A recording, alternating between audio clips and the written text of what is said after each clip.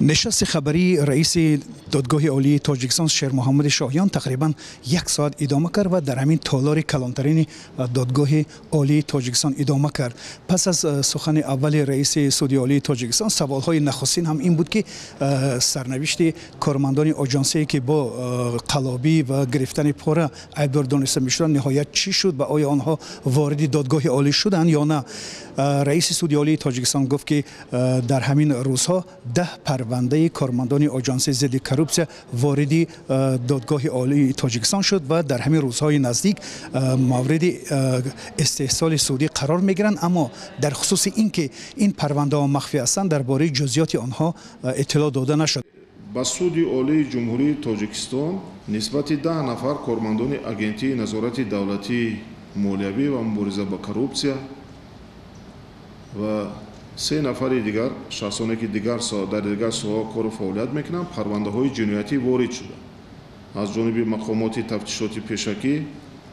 با طور مخفی با رعایت طلبات قانونگذاری مرافعه‌های جنایتی تفتیش کرده شده است و روزهای نزدیک مرافعه‌های سودی در سودی عالی جمهوری تاجیکستان برگزار میگردد، لیکن مرافعه‌های سودی به طور پوشیده. اما در رابطه با این سال که این افراد نامناسب اینها کی هستند، رئیس سودی عالی تاجیکستان گفت که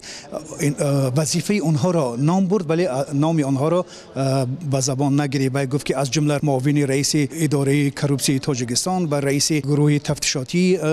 اداره کروپسی تاجیکستان و چندی از مفتشان اینجا، یعنی همگی 10 نفر و بر علاوه 3 نفر دیگر با استحصالات سودی فرا گرفته شدند و در روزهای نزدیک امکان دارد که آنها بررسی شوند. از جمله رئیس سودی عالی تاجیکستان گفت که آنها با 2 ماده اصلا عیبدار دانسته میشن، یکی گرفتن پاره و دوم قلابی است. با طور عمومی آن چیزی که در خاطر من است نسبت معاون دیرکتوری агентии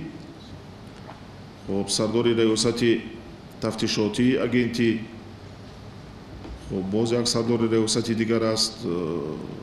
مفتشان ریاست تفتیشاتی و در مجموع کارمندان مسئول 10 نفر از агентии назорати давлатии молиявӣ ва мубориза ба коррупсия аст. همین طور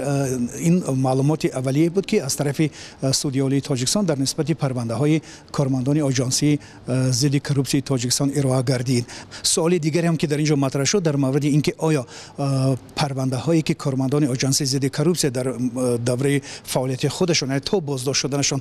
بررسی شدن و اون افرادی که حالا دوره جزای خودشون پس سر میکنن آیا دوباره بازبینی میشوند و تجدید نظر کرده میشود. رئیس سودی عالی تاجیکستان شیر محمد شاهیان گفت که آنها با اون گناه و جرمی که عیبدار دانسته شدن جزای خودشون گرفتند، ولی اینها هم با این عیبنامه خود عیبدار دانسته میشن و هیچ گونه پرونده ها دوباره مورد بررسی قرار داده نمیشه.